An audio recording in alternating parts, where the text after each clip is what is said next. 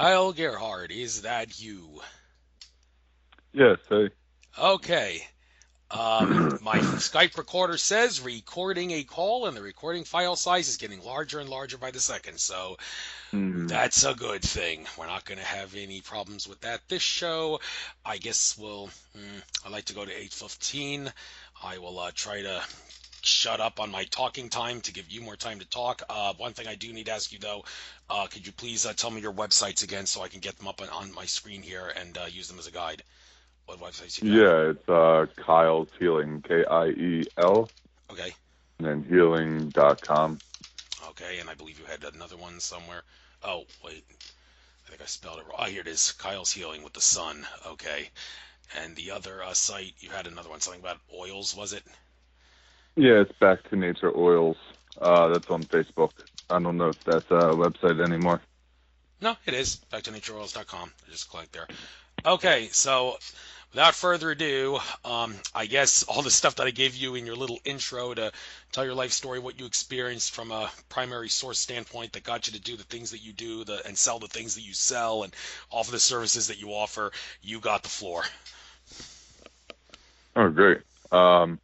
Yeah, so I guess it started when I was pretty young. I was about 15 years old, and I started getting into studying plants and the healing properties of different plants, and started creating different teas and incense blends, and then seeing how they work together. So I'd mix different herbs and different resins, and actually experience the effects of drinking the teas or burning the incense. Um, and then I guess about 5 years went by of different experimenting and studying with different books, and uh, I got introduced to essential oils by a friend of mine. And once I found the essential oils, I was just blown away by how powerful they were and how potent they were. And I started working with the essential oils. Um, and I had at that time, from a young age up until about 22, I had asthmatic bronchitis. So I was as well a smoker at that point in my life, so I wasn't really helping myself very much. But yeah, in about 2 years of using different essential oils, I had noticed that my asthmatic bronchitis went away. And this was something that I had multiple different inhalers from, pharmaceuticals that would help me with my breathing, and if I got overworked with like physical activity that I would normally take these inhalers, but I started incorporating these essential oils and these different plants into my system, which then over time, within about 2 years, as I said, my asthmatic bronchitis went away. So I was really happy, obviously, to experience something like this. And, I felt my moods change as well as I would use these essential oils, and I would help alter my emotional body and mental state, depending on what was occurring in my life and my experience with other individuals, which then would help me cope better in my environment. So after this experience, when I recognized this, I wanted to help other people. So the more studying that I did on the plants and the healing properties of them and the essential oils and the benefits that come with using them on a daily basis, um, extensive research on what kinds of essential oils, what is an essential oil. Um, I started healing my family members and friends. So I'd be making blends with these oils and um, with different ailments that people would come to me for. And I guess in my mid 20s or so, yeah, early to mid 20s, I'm incorporating prayer into working with these plants. And even at a young age, I was really in tune with nature.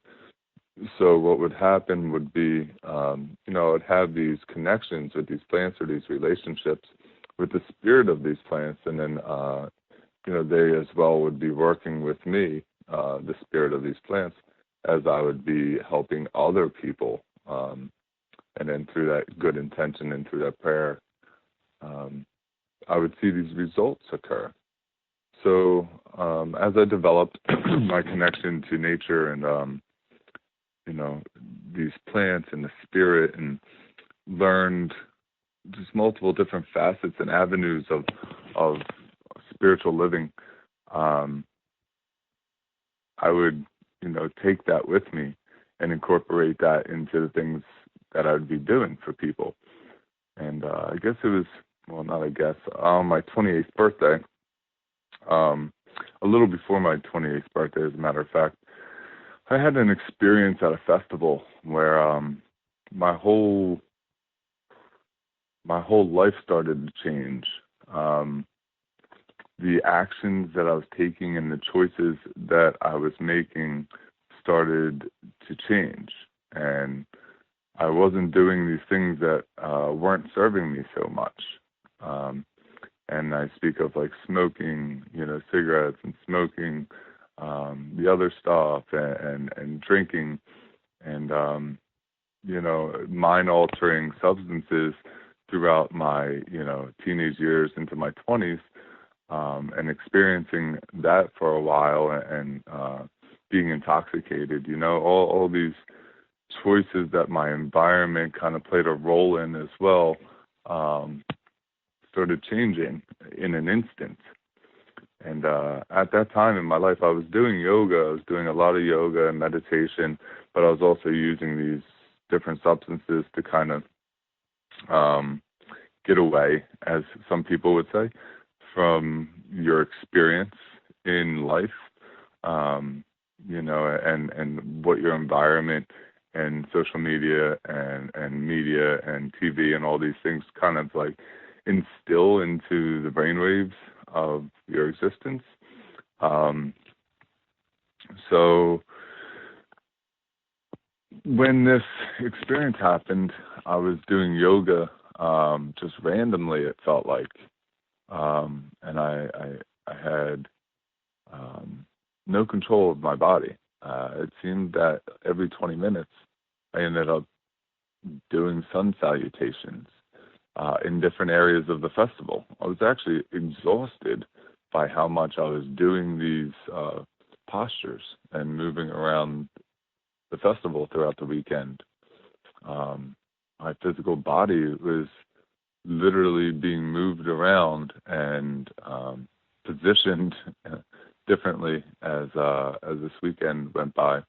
And I had these different interactions with individuals that had spiritual connections and direction, which had actually put some fear in me at that time. I was actually pretty scared and a little paranoid about what was going on, because it was so real. This connection of spirit was so real and so heavy that I was literally hearing the spirit of thousands, tens of thousands of individuals simultaneously. So as that occurred, I almost felt like I had to get out of this place, but I had to wait until the end of that weekend to leave with the individuals that I came with. And when that had occurred, I had pretty much felt by that time that I had lost my mind. So when I returned, back into the environment that I was in, the work field that I was in, I couldn't function. I couldn't function the way that I was functioning prior to going to that festival. And it took about August, September, October, September. It took 1 month of moving through the environment of the work situation that I was in, and daily living, to actually move through this experience where, when I was started hearing all these voices, and the spirit was speaking to me. I would hear God speak to me. Angels would speak to me. I was, under attack by demons, if you may, and really moving through a lot of stuff spiritually. And on my birthday, on my 28th birthday, Um, I literally saw a hand break through the fabric of what we know as reality and touched my head, pushed me down onto my butt from a yogi squat, from a seated, somewhat of a seated position. If you know what a yogi squat is, hands are at prayer and your legs are spread wide and you're kind of squatted down um, with your knees bent. Well, this hand came through that fabric and touched my head, and I just heard these words, "You are blessed," and it echoed with a force that I've never felt that I can remember, any time in this lifetime. Um, Pushed me back onto my butt, and as it echoed, it just took me out of my body, and I saw myself outside of my front door, floating in the air. And then from that self, I had seen myself sitting on the floor with my eyes wide open and a flame above my head. And at that time, I heard that voice say, "Kyle, breathe." So I took a breath in, and that form that I saw floating in the air circled back around and got sucked back into my body. And my body was convulsing, and I was pouring tears. And all I heard was, "Now go in and rest." And at that point, I went in and did exactly what that voice said, laid down and rested. And from that time forward, this was 2010. From 2010 forward, I've since then have heard this word that I would call God direct me and guide me throughout my daily life. Has been my teacher as well. So all the things that I've learned in these past 8 years, I have learned from the Word of God, literally. And you know, the individuals that are sent through this spiritual experience are all interconnected lines of information that transcend all time and space, that can provide information into one's consciousness, which then allows them in this world to move through with a higher vibration, allowing them to navigate the environment in which they stand ultimately, in which they are existing in, at a better, at a, that's a tough word, at a more perceivable existence ultimately. Because from all these teachings that have been given to me, I've seen myself from the earth, and then I have seen myself from a higher perspective, which allows me to see myself on the earth. So there's like this multi-dimensional information that's embedded in all of us that allows us to connect to our higher selves and to who we truly are, and to reconnect to our ancient embedded wisdom that is structured in our DNA, allowing us to do the work that we came here for ultimately. And we're all given different jobs, which makes everybody unique and makes everyone one whole unit, allowing this change to occur. And we all have to move through our own experience and our own rate of growth, if you may, and be willing to move through these experiences that we have, with the intention on growing and connecting to our highest self and our true being, our true nature. Thank you very much. I'm always going to be on mute, of course, when you're speaking. So, yeah, thank you for getting into that. And I guess I'll give you the chance now, before we do anything else, to make a bit of a sales pitch out of this program. And that being said, there are the oils, the Back to Nature oils. There's the relaxation blend, the meditation blend, the energy blend, the feminine blend, and the Sava Sana blend. So interesting how you don't have a masculine blend. I'd like you to get into why that is the case. Why a feminine blend but no masculine blend? And also, please, the other ones that you got. If is there any Can you give any good advice as to why people should consider buying this? And please give us the science behind all these five different blends work. Yeah, I actually there's the original five blends that I had made, and then on top of that, there's a chakra line, which are the energy psychics of the body. Basically, we're a program, and this program are ran by different light systems, and these different light systems that are embedded into our frequency ultimately rise above the colors of the rainbow and are projected through a prism of a white light, which then is our through that comes this form that you see. But we're all connected to this divine white light. And this white light, I had created an oil as well called the Harmony Blend, which harmonizes all of the chakras. So I do have other blends besides those five. As of the masculine blend, it's funny because I do create custom blends, and not that I have it on my website, but I have created many other blends, and one of them being masculine blend, divine masculine, and another one divine woman, and then I have the feminine blend as well. But so this process is a process of prayer and meditation, working with the essential oils, as I had said earlier, about connecting to the spirit of the plant. There's a lot of gratitude that goes into the abundance of medicine that we have on this planet, and the direction of what medicine is and what medication is, and what a pharmaceutical is compared to what actually medicine is, and how we can use the medicines that we've been given. Everything that we ever need has already been given here, and if we look at healing one another and healing ourselves, we can better understand that when we're working with the spirit of what's natural, because the natural world, the things that come in nature that have already been created for us, or as well as that we have manifested throughout time through our own minds.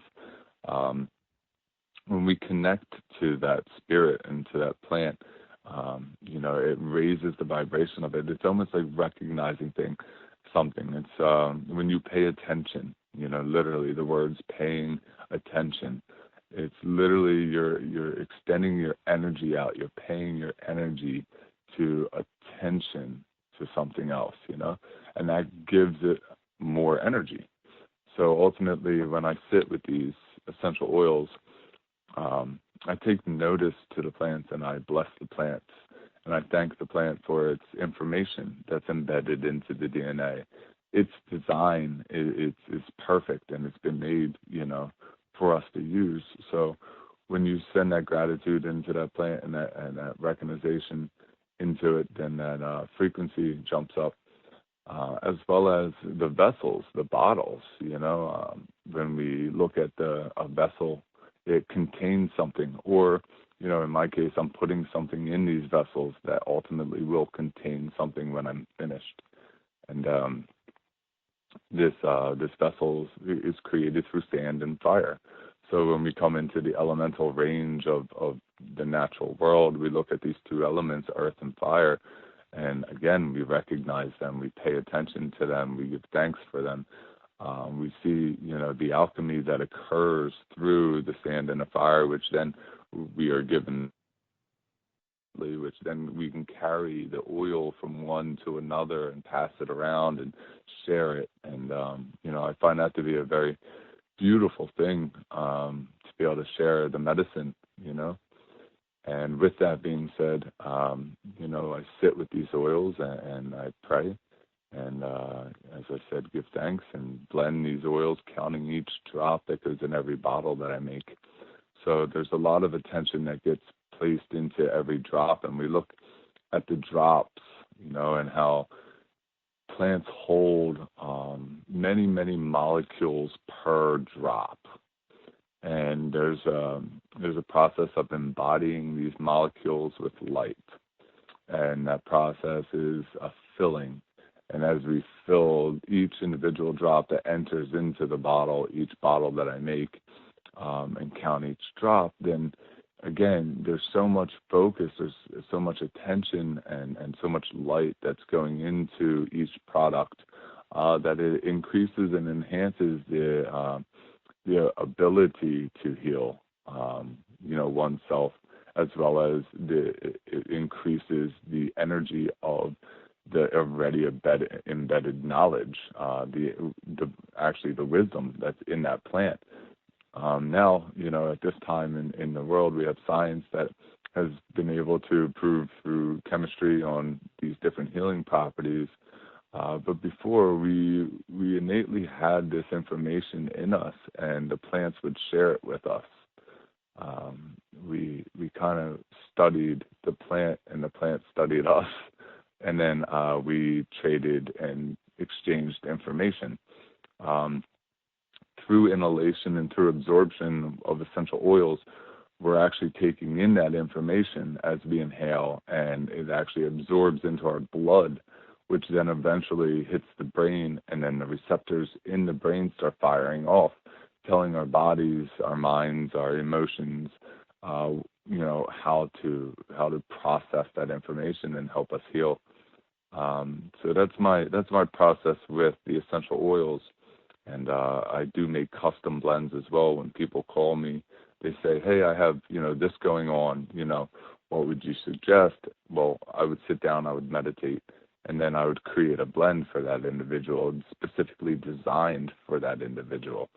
All of my blends have been intuitively blended. And what that means is basically I've been given the recipes through a voice or through a vision. And, I've had a lot of visions throughout my experience. As a matter of fact, just a little side note, that experience that I've had with God had given me just an immense amount of visions. So much so that I really couldn't go out to the world for about 2 years. I had troubles going into stores and interacting with individuals because the spirit of that individual or a certain word would come into my frequency and send me into a vision. And my visions consisted of leaving the earth and holding different planets and creating storms and different ships that are in outer space and different life forms and different gods in which God has created. And, just all these interconnected lines of information that transmit, that I receive because of this one line of light that connects everything. So as I was saying, these visions have helped me tremendously in so many different avenues of understanding and communicating and creating, what's to come as well in this new world. And the back to nature oils is a great representation and explanation of what I have been able to give to the people. And I find it to be a very healing process for each individual, their own experience.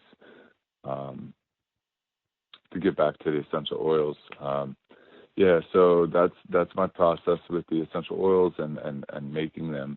And I also have multiple different products on my website as well. This is Back to Nature oils are my oils.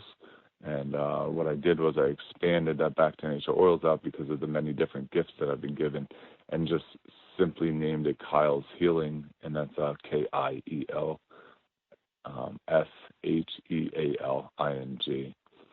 SHEALING.com. And all my products and information on all my products are on there. I'm pretty accessible when it comes to reaching out, and if you had any questions, send me an email. But it's pretty self-explanatory on the website about what I do and what I'm about. It gives you a little bit of information of my story and what I can give to the people. Um, yeah. Thank you, thank you very much. And you have a lot to offer for people. Another thing that you are good at is Reiki. And with that being said, a couple questions I always seem to ask whenever I have someone who practices Reiki on my show, and that is to what extent, well, first of all, to what extent do you need to practice? Many would make the assertion, okay, we're all infinite consciousness, we're all children of source, we all have the ability to do it. So if you believe and acknowledge you have the ability to do it, and if you ask source to help you do it, and your angels and guides, and you ask them to help you do it, anybody can do Reiki. But of course, there's a lot of Reiki practitioners who would assert it's not that simple.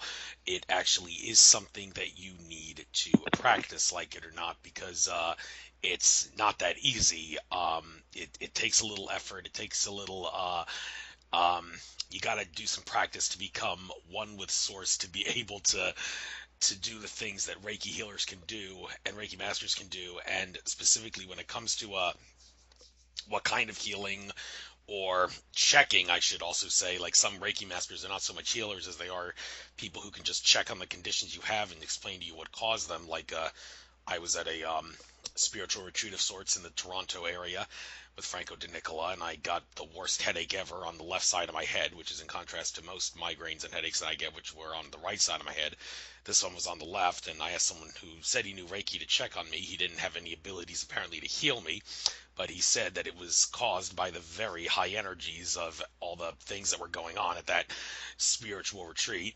And well, I guess in that sense, the headache is a little bit of a blessing because it's a sign that the energies of the event are affecting me, although it's annoying nonetheless. So, what kind of a Reiki master do you do? Do you really need to practice to become a Reiki master? And how can people who well, this is somewhat related to the practice question. How can people who can do Reiki but only check and analyze people's conditions to see what's causing the conditions, how can those people make the next step and become true, full-blown Reiki healers?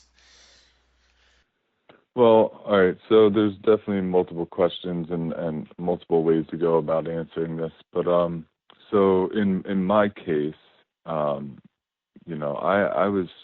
I was given a gift, and on that day that I explained when the hand of God had come down and touched my head, um, and my body was convulsing.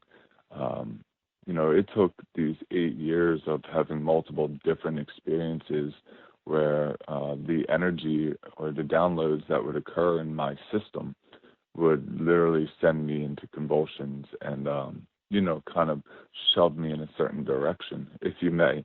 And so with me, in my case, I was given a gift, and when I started with this gift, I was given new life as well. And as I've developed, and made the changes in my life, and chose to follow this path ultimately, I was recognizing that as I was working with essential oils and using this prayer and this direction that I was given, I would visualize God, and I would visualize these different levels of heaven ultimately that I was being shown. Depending on where I was at that time in my life, would also depend on which level of heaven that I would rise to and work from. Um, so when I would work on individuals, I would just go back there and visualize from there, this amazing place, and my physical body would just be moving. So I was literally a conduit or a vessel that was being moved around the earth and around the individual that I'd be working on, transmitting this life force energy. Now, with that word, life force energy, Reiki means universal life force energy. It's a Japanese word. And, this guy who started Reiki, quote unquote, had an experience himself with the light, ultimately. And, his experience had pushed him as well to teach others these techniques and tools and different visions of symbols that he was given. And that's, the birth of this thing called Reiki. But ultimately it stems back, a very long time. Jesus was using symbols in the sand, to heal people. And, through that divine direction and that connection to the light source and, the Holy Spirit. There's many words to describe this connection. Now, different individuals, they may have different work. So this is how we can navigate when we speak of like different healers, and Reiki, just like yoga, has become a very big thing on our side of the world right now because I believe because it calls for healing. It calls for internal work, It calls for that individual to go deep within themselves and to start working on the things that have clogged up their system. And, Reiki is a catalyst for that. And some individuals that introduce Reiki to other individuals can catalyze them to move forward. Now, not everybody, wants to be a Reiki master. Not everybody wants to, do the work on themselves. And that is a part of the process. The process is like, when you get taught Reiki, people can just write you a piece of paper, and then you could say, oh, I'm Reiki certified, or somebody could write you a piece of paper and say, oh, I'm yoga certified, I'm a yoga teacher now, and it kind of seems like that's where this, this is what's been happening for the past, 10 years, and increasingly so the past 5.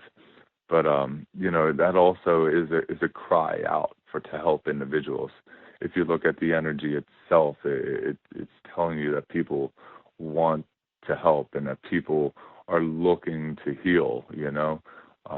Yoga is a great healing mechanism for the entire energetic body, as well as the physical, mental, and emotional body. Now, Reiki kind of has similar healing properties as well for an individual. Now, as I said, everybody has their own work. Different individuals that may claim that they're Reiki, master or certified or whatever. It's really about honing into an individual's energy and recognizing, their energy and how it makes you feel. Now in some cases, there are some energy workers that if you come up to, you could recognize like, I'm good with that. Like, I might not want to be in that field with that individual. Some individuals may not have good intentions, Ultimately, when we let go of fear, we can also navigate through the world a lot better because, we have that intuition, that intuitive feeling that occurs when we come into contact with another individual. It's that first gut instinct, as they say. But yeah, it definitely takes work, to work on themselves, to go deep and start breaking down some of those karmic fields and some of those ancestral lines that have altered our true consciousness and had taught us certain ways on how to live that may not be aligned with our highest self or our true self. So once we start recognizing that, then we can see that we're not acting the way that we were created, and it takes a lot of change and a lot of suffering and a lot of alteration to actually remember what you're doing here. And during that process, some people may stay on that path and others may not, and that's where the human choice comes into play. Because we're given choice, and then some are chosen as well. So then you don't really have a choice; you have a direction. There's like I said, there's many avenues to this question or this conversation, and I'm sure there could be a lot of discussion that occurs through multiple individuals that may be somewhat in this field, because they may have their own perspective as well. But me speaking from my own experience and my perspective, because of my experience, what I do is different than Reiki, but as well as I am Reiki certified to make myself I am Reiki certified master to make myself more accessible to the people because I found that in the beginning it was really hard for me to communicate that I could help an individual that I'd been given a gift by God, and it was hard to see how people reacted to that word, and how I would, be denied or not received when my intention was to influence the masses as well as the individuals that I come across throughout my experience to raise the consciousness and the awareness and the frequency of the entire earth, the entire planet, all the people. This is part of that work, and not that I have to come into contact with individuals to do that, but I could say, I could go meditate in a cave for the next 30, 40, 50 years and manifest things from that cave, but it's really about being with the people and, being no different than them. Like I am as well as you are, it's the same thing. Once we start that separation, then we continue that same cycle again. So it's about breaking down those barriers and those old ways of thinking and reuniting with, one's consciousness and alleviating the suffering and the pain of the world and the people by, extending your heart and your hands out to an individual or into the world, however, the many individuals, and reaching out and doing the work, And as you said, you have to do that work on yourself first, and then that's a growing process as well. It continues to, expand and show new faces and new heads as it expands, and you just keep growing and recognizing until you reach a certain space in which, the work is done, There's a saying, the cup is full, let thy cup be full. And it overflows with an abundant amount of life force and love and creation, and it spilleth over, and the more that it spills, the more that it gives to the people. But, this is the thing. It's like once the cup is full, you recognize, like, you already made it, like you made it. That is heaven. And you live in a place, ultimately, that you can manifest or perceive from a heavenly realm. And it's a totally different way of living, There's a world within a world, if you may. And, it's your choice on where you want to live, how you want to live, how you want to perceive things. So when working in that field, you're conducting that life force energy. It's a constant flow. Tesla even understood that there's energy everywhere around us, and it's constantly giving. This is the, Holy Spirit. This is the feminine energy. This is, a constant giver, So, when we come with that type of energy and we come with that type of understanding, then, you never run out, There's not never ending. It's an ever-flowing river of life that surrounds us every day with each breath. And, to all the other individuals that are doing their work, so it be good works, Now, there are programs established. This is a program, Reiki, that somebody had established so that others can follow a certain way, a certain structure. I had, when I was given this gift, I was given a name as well that came with it. But then again, this is through my own understanding. So as a physical form, as a human being, I can only perceive through my own knowledge of understanding what I'm experiencing through the divine wisdom of God, and I can only express that through that same knowledge that I've gained here and through my experience of the Spirit and, the information that I have. So it's interesting when you're trying to transmit information to many other individuals, but don't really have the words in this language to transmit that type of information. But through experiential exchange is where the individual may feel that type of information. Thank you. You mentioned something during the little talk about one person or people just trying to change the whole consciousness of the world, and this is something that a lot of people wrestle with.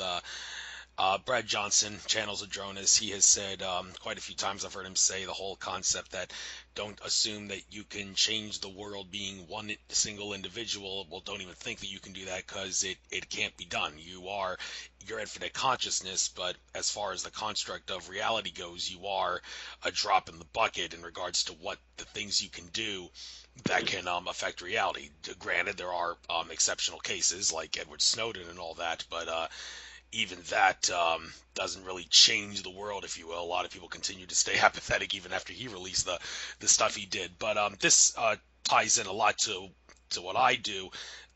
In particular, when I'm going to be going to India for the International Yoga Festival through March 1st through March 7th. A lot of the people there are, of course, not only going for their own benefit, but also because they believe that just like how you gather a lot of people to meditate together to us with the intention of spreading peace, it actually will have energy flows where attention goes effect around the world, and in particular the place where you're trying to cause peace, the meditating group is. Well, similarly, a lot of people doing yoga together can do the same thing if that is their intention.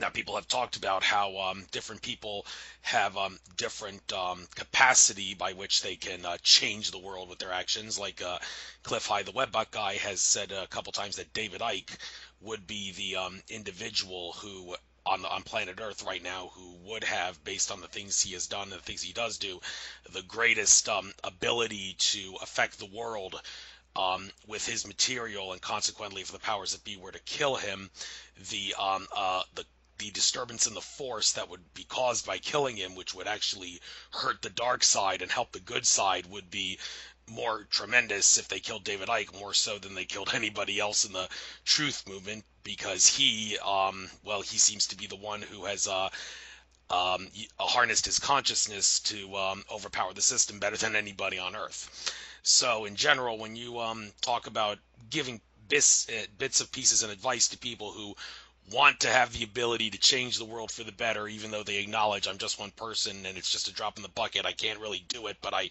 still want to try to do it because that's my purpose in life. Do you, aside from yoga and meditation, have any other bits of advice that you can give specifically for people who want to change the world for the better as one individual? Yeah, yeah. So it's interesting how we've been taught, through different words, how it suppresses our true power. Ultimately, I believe that everything is possible. So I don't put any restraint or constraint or boundaries up to what is possible when we're working in the greater good of creation, right? So I would also say this as an example is if you look back into history, it may not happen in an instant, but that frequency carries throughout thousands of years and then makes huge changes throughout all of that time. Now, also recognize that we're in a different time. So as we literally move through a different, let's say, a different section of life on this planet, that the consciousness is actually changing so much so. We've been at this point a couple times and have been given choice during this time. And ultimately, seems as though humans choose to go the other way because of the convenience, or it's easier, or the temptation that comes with it. But yeah, as we grow and as we develop as conscious spiritual beings on this planet, in this garden, we learn to not make the same mistakes over and over again, so we don't continue the same cycle, right? So yeah, one of the things is first would be to work within themselves. So there was somebody had quoted, somebody had said at one point, the way to change the world is to start first by changing yourself. And, we are a reflection of our environment. So our actions, our words, that is how we are going to reflect into our environment. So if we can perceive ourselves as powerful conscious beings, that we are perfectly capable of changing any environmental influence or any physical influence in our life by using this spiritual connection, then we can actually make those changes occur almost immediately in front of our eyes. And as I said, first, this happens internally because, anything that we have pestering our spirit or our soul is going to come up, right? So we have to make sure that the temple is clean, that the entire vessel is clean, that the choices that we're making, even to our eating habits, are clean, because there will be these alterations that occur throughout our conscious growth and our projection to do what we came here to do. And any little bit of ammunition that we leave there for that other side to hold on to or to poke at, then it'll be used at that instant. So the idea is to make sure that we clean out, ourselves, our own guilt, our own fears, our own, anything that we've created pain in other individuals' lives, and any mental states that are unhealthy or emotional states that may be unhealthy, any attachments to these things. We have to almost detach from our own concepts and ideas and allow God to work within us. Now, there comes a balance between the physical and the spiritual in order to do that work, because the reality is we are in a form. And in this form, what are we housing? So are we housing these demons? Are we housing these skeletons that we've been hiding within ourselves in these dark, deep corners, And until we actually open up all those spaces and allow all that stuff to come up and out, that's when we could start making these changes in our environment and in the people that surround us, everywhere we go, as an individual. Now, collectively, what happens is if we come together and we all collect with that intention on healing the planet, on healing the individuals within the circle, however from micro to macro, if we're coming together with that type of intention, with God consciousness, with the spirit of love and peace within our hearts and within our souls and in our minds, we're creating this. The visualization for me has been to generate white light, and how far you can expand that from the circles that you sit in, yoga, as well as you're creating geometry, you're literally creating ancient geometric shapes when you're moving through different postures. At different sequences of these postures create yantras, and they create, all these high frequency shapes around you, which ultimately build your chi energy. And then multiple individuals are doing this, so you're connecting back to an old line of energy that just keeps building and building and building and building. So this is the same thing. It's paying attention to these energies and where we're focusing our energies. Now, I believe that, times have come and gone, right? And our attachment to past experiences and past ideas and teachers are very helpful because they're great tools, right? But as we move through and into a new time, it comes time to sing a new song, right? So as we sing this new song, we're learning as well. So there's going to be the experiential process of learning how to sing a new song, and not attached to these old ways. Because if we look at the old ways, we're still in the same boat, and you see that for thousands of years. thousands of years.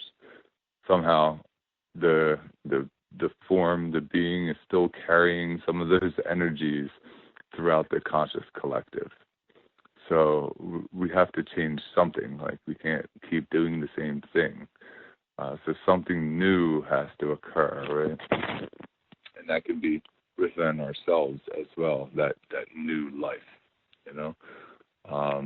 And then how we actually experience that and be a conduit of that where we go. But as I said, you know, using the tools that we have are important until we recognize that we are the tool, you know?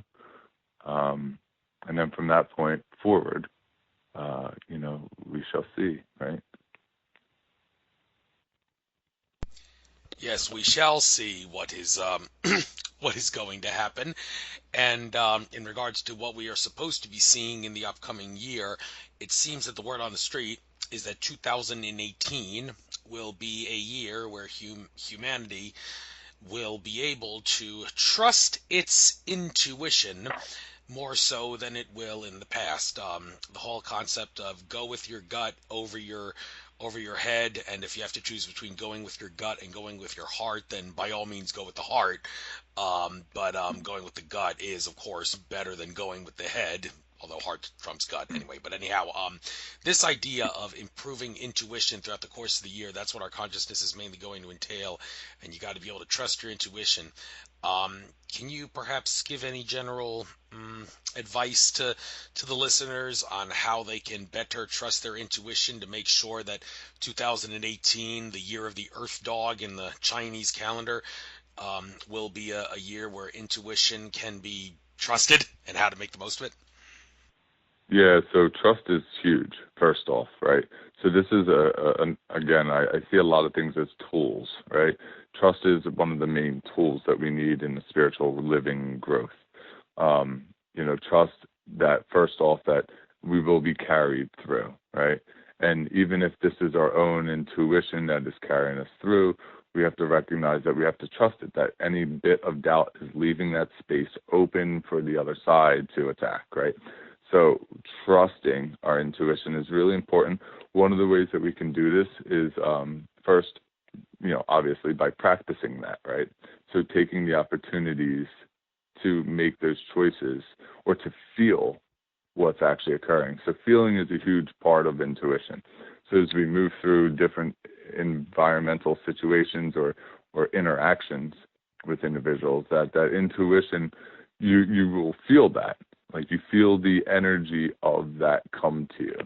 And it's at that moment that we make a choice. Now, you know, when you practice non-reaction, you know, and you go with your intuition, then you can recognize that you're making the right choice, right? So again, being human, we have choice, but then there's a certain connection that occurs, that intuition, that kind of directs us through life, right? And it's the more we hone in on that. One of the ways that we can hone in on that is meditation. When we sit within ourselves and we recognize how we feel with different thoughts, if thoughts arise while you meditate. Some people, you know, the idea is to get to a place where there's nothing in the head, right? Where it's completely empty space and you're traveling through time and space and beyond and connecting to source and being directed that way, you know. But others, you know, as we sit and we feel and we recognize these different thoughts and emotions that come up, then you could see, you know, how to better navigate those situations as you move through life, because that'll help you, again, alleviate yourself from some of these experiences that cause turmoil in your life by going internally, right? But on your external avenue of things, where you're going to experience those interactions with other individuals or your environment, it'll allow you to also hone in on how that feels and what you need to do to change that, right? So change is going to be a huge part, as well as trust. So as we trust each, you know, moment that we move through, and trust the feeling that we're receiving in those moments, and take the right action at those moments. And, you know, again, there's a huge part of not beating yourself up, right? So guilt is something that we can't carry, right? We can't carry guilt. what we do is with that, you sit with that and you meditate with that and you pray with that, and recognize that you are forgiven. And this is something, self-forgiveness is a huge part of healing. So again, this is another way that we move through that process within ourselves to better assimilate our God self in the world, and how we can make those changes in the environment and the individuals that we're with and the interactions that we have is by coming into that conscious state, that coming back to that conscious state of being. This is that true back to nature, coming back to our natural ways of being, that intuitive connection, that direction, and it can get so potent that you are literally hearing the direction and through words that guide you. But it does take a lot of that own feeling. Like we as humans have pushed and suppressed feeling, and we've sedated feeling, and we stopped expressing feeling because of the fear that comes with feeling and others knowing how we feel, the vulnerability that comes with that. Now, I find that to be a very useful tool in growth.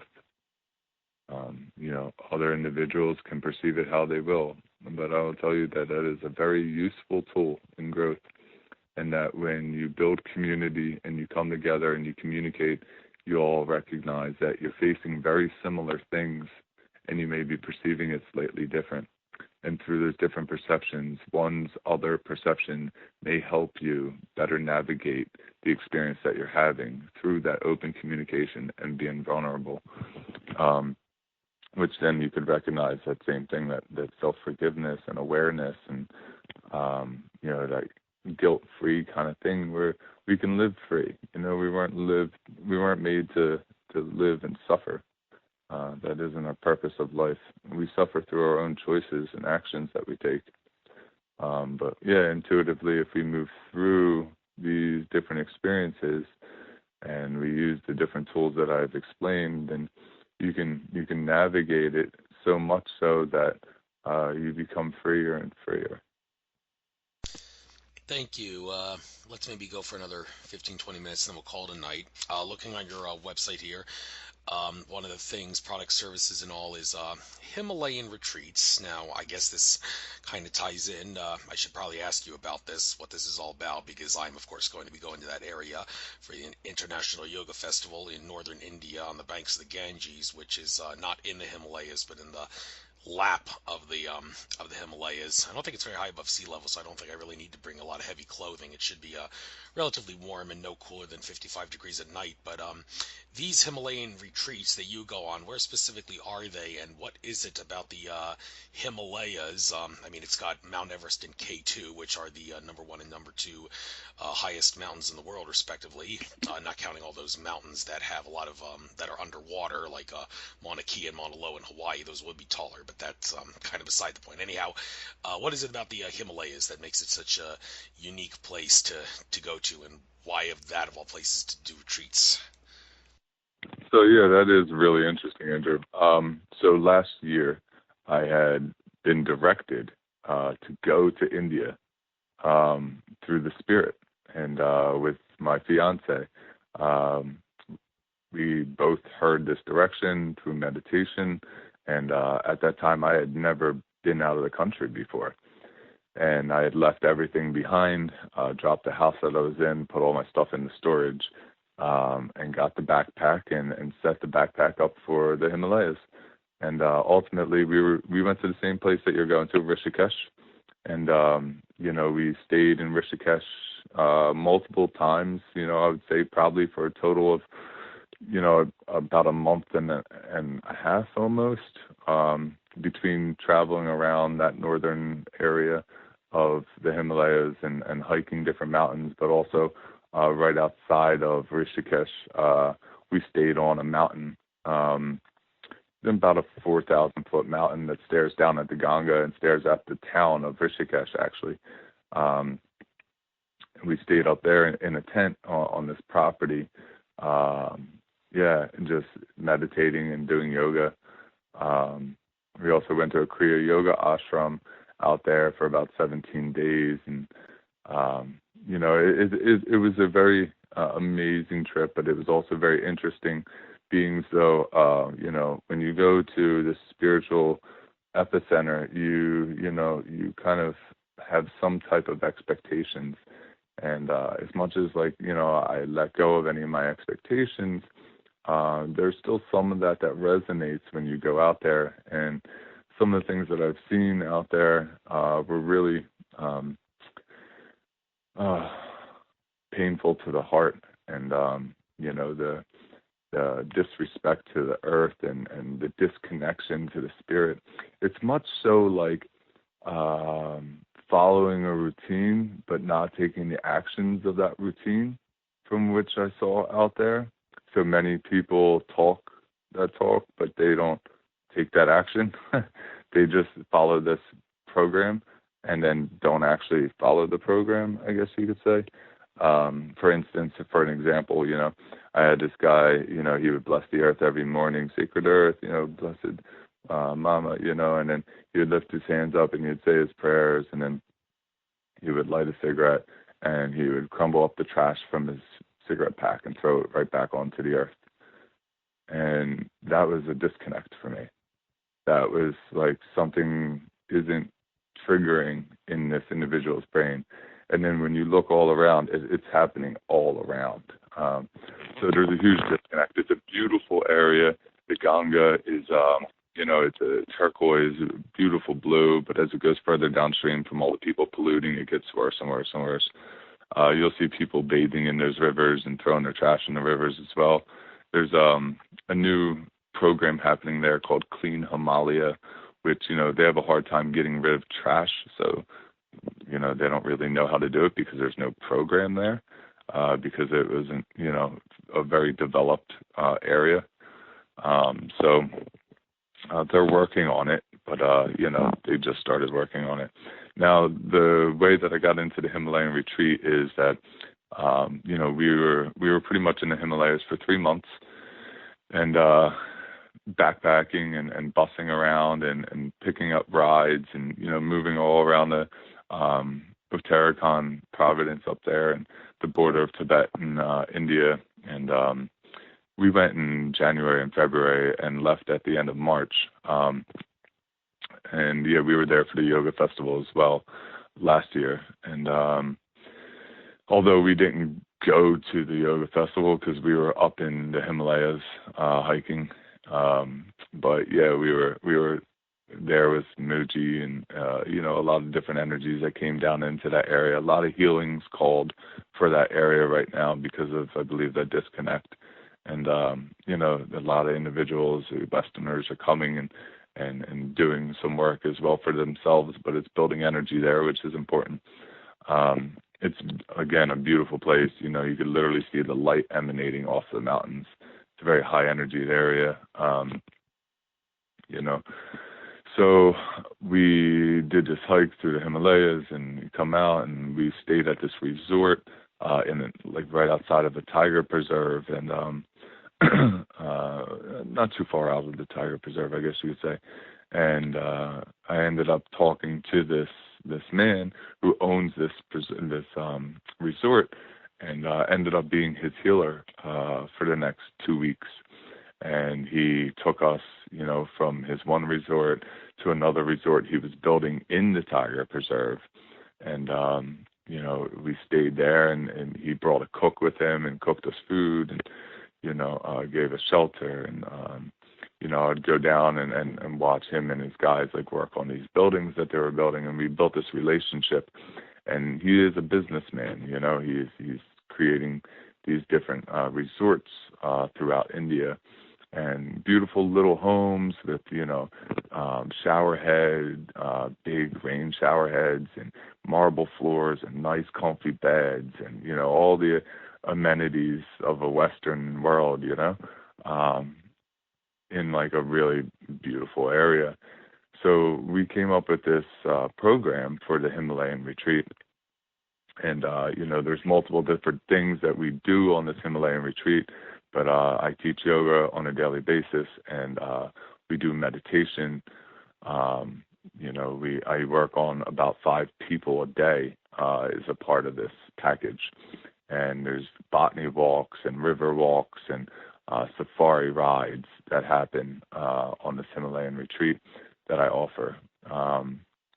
And it'll be at one of this guy's resort. So yeah, we gained this relationship, and he offered me the space to come and bring people and do my work there, and to teach, the meditation and yoga, and there'll be all organic food, so 3 meals a day. So it's this whole package, the flight, all of that, and I'm working on building that now, allowing that opportunity to grow, and bring people out there to experience, the beautiful area of the Himalayas, and come see some of these monkeys and tiger preserves, and different animals that are out there, and really tap into the culture out there, and experience it for themselves. Yeah, and I'm also trying to encourage people myself to come down to Philly to see another group of animals. Well, sort of a bunch of eagles. Yeah, Yeah.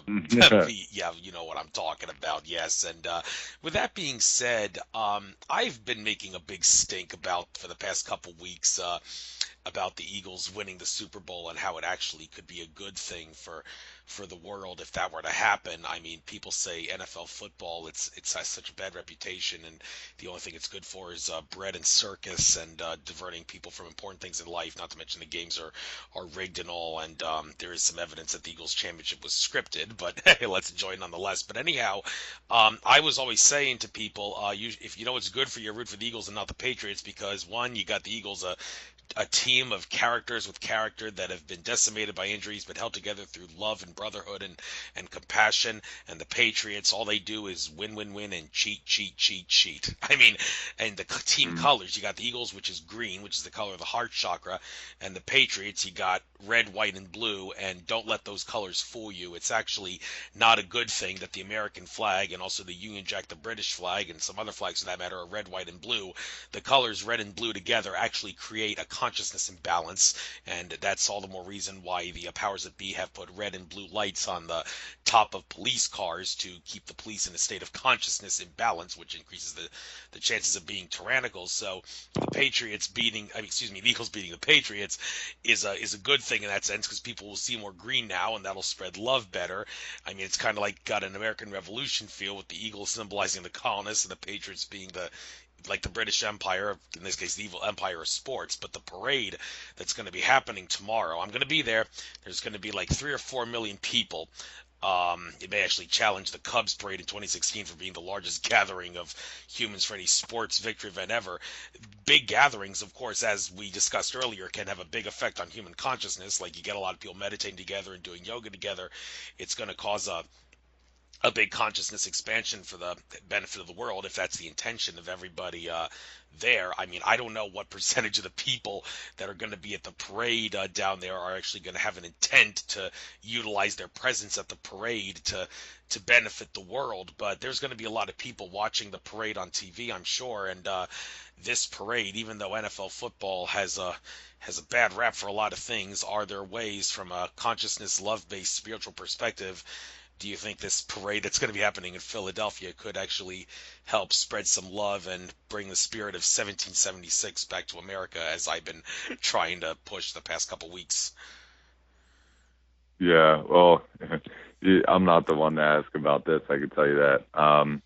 My perspective on, what could possibly occur at this parade is, the same thing that I would perceive happens at the games and at homes that people watch the games. It's a bunch of, mindless drinking and eating of foods that are unhealthy, which then, yeah, definitely lower the consciousness. And, when you bring a whole bunch of that together that are focusing on an idyllic, if you may, an idol of a sport, where everybody kind of like, lifts up these individuals that are playing a game. Yeah, I don't think that's something that is good for the consciousness of, the people. but people enjoy it, and this is a way that they, kind of get away from their own reality and want to experience, some type of togetherness and fun, and then that's their choice, that's their doing. Um, I think it's great, that the Eagles finally won.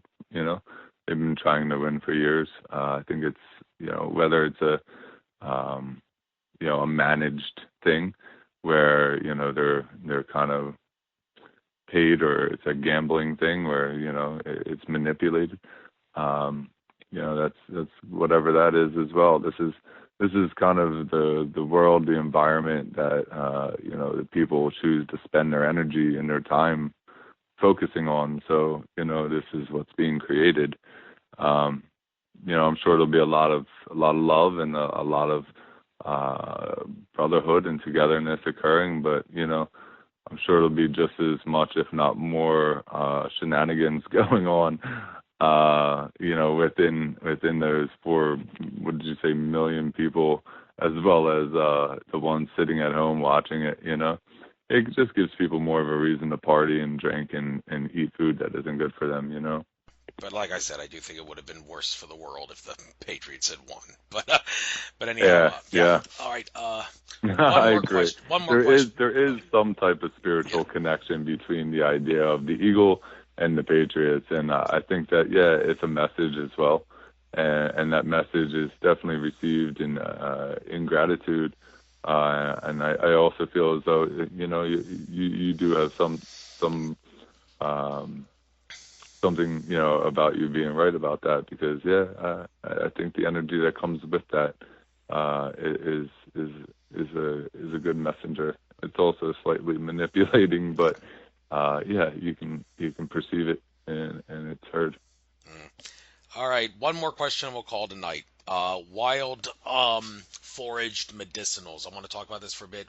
What general advice can you give for people who wish to get out in the wild and pick mushrooms and other medicinals? And in particular, can you give some cautionary information to people to make sure that they don't poison themselves by picking the wrong mushroom, thinking that it's a medicine, and then finding themselves dead the next day because they picked the wrong mushroom? Please make sure that you give some advice to make sure that that mistake does not happen. Wild Forage Yeah, Medicinals, you got the floor to finish the show up. yeah. There's actually a great article in Natural Awakenings that was written on my wild forage medicinals. It's called The Other Magic of Mushrooms. And it is really important to educate yourself, to not just go out into the wilderness and pick mushrooms and eat them. I mean, as it is, nowadays a lot of people have a hard time even understanding that food comes from the earth because you buy it from the store. If anything, it's a quick, um, it's just a quick influence that, these things are still possible, that this is a way that we've lived for thousands and thousands of years, where we've, known and have shared the information and the knowledge of the earth. And this is how we've lived for so long, is by eating the things that have grown from the earth seasonally, and recognizing the seasonal changes that occur and what grows during those times. Um, I would never suggest anybody to go out and forage mushrooms on their own, especially without any type of comprehensive, long knowledge or connection that you can gain in order to receive that information for your own safety. Now, there is a tremendous amount of information available nowadays. This is the beauty of technology, where, you can pretty much get any information that you want. But then it's important for us to decipher what the truth is. Now, there's a lot of science-backed information on mushrooms, and as well as even more so now, as time, Paul Stamets comes out with a bunch of information as time, goes by. But even thousands of years ago, Chinese medicine and Russia, Poland, all these individuals that have used mushrooms for so long, And just the experience alone of all these individuals and the information that's there, it shows you that this is possible. Now what I do is, for my own personal consumption, I do forage different mushrooms that are as well medicinal throughout different seasons. But I supply at this moment reishi and chaga. Now, there's different species of reishi. Chaga is just chaga. They also have their Latin name as well. But for simple words, we'll call it reishi and we'll call it chaga. Are highly medicinal. One was called known as the gift of God. The other one was known as the mushroom of immortality. Now, reishi, the mushroom of immortality, is one of the widest studied herbs in history. Now, with that being said, they were saved for very high level kings ultimately, which then they were used on a daily basis, which gave you longevity of life. The chaga as well, gives you longevity of life. On my website, kyleshealing.com, there's a list of information on all the healing properties of these mushrooms. The way that I really got into this is I had met somebody, and he introduced me to what is called a polypore mushroom. And we had an exchange where my energy exchanged into him, and then he exchanged information for me. And that information had led me onto a path of being connected to the mycelium world. And as I developed my connection to the mycelium, I gained a relationship with this, and then they started calling out to me as I walked through the woods. So the more and more I went on my hikes and the more I walked through the woods, the more and more I connected to these different species of mushrooms. And certain ones resonated more than others. And these ones were the medicine that I needed, and the medicine that was calling out to me, and the medicine that I was able to share with other individuals, as well as it was supplying me food throughout the season. So I wasn't spending as much money on food in the supermarket or, anywhere else. I would just go out into the woods because I knew what time to go out into the woods, around what season, and I would collect food and then come back, and then, that's what I would eat for a week or so. So it ends up, being very cost effective in an environment that can be very costly, so that you can kind of live a little more free again. And what's great as well is that, once you start to being able to identify different edible plants and mushrooms, is that you're reconnecting back to the earth again, and you're connecting to the spirit, which then allows your spirit to grow and become more conscious to, your surroundings and your environment. But yeah, I would never suggest anybody to go and forage for themselves unless they have educated themselves or has had somebody educate them in that field, so that they can be, they say, so that they can be 100% sure. There's a saying for the people that forage mushrooms. They say you can either be an old or a bold mushroom forager. You can't be both. There can only be one. You're either going to be an old mushroom forager or you're going to be a bold mushroom forager. You'll never be both. So basically that is implying that you're not going to live if you're a bold mushroom forager. So yeah, proceed with caution, Well,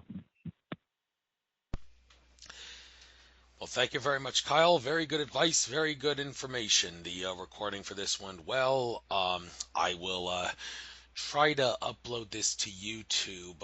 I don't know. Unfortunately, I don't know if I'm going to be able to get it on by tomorrow, because aside from going to the Eagles parade rally, I'm also going to be going to the Conscious Life Expo in Los Angeles this weekend, and I'm not sure if I'm going to be able to upload this to YouTube before I go. But if I don't, I will, first thing when I get back Monday night, I will hopefully get our interview uploaded to YouTube for the whole world to see, and I will spread it far and wide and probably send you a link as well, so you can try to promote if you want to get more audience members and all. So it was a Yeah, pleasure please talking to you. do. Yeah, it was a pleasure talking to you, and glad we were able to come on again. And for take two, glitches happen and all, but we made up for it. So namaste, my good friend Kyle. Enjoy the rest of your trek for the consciousness.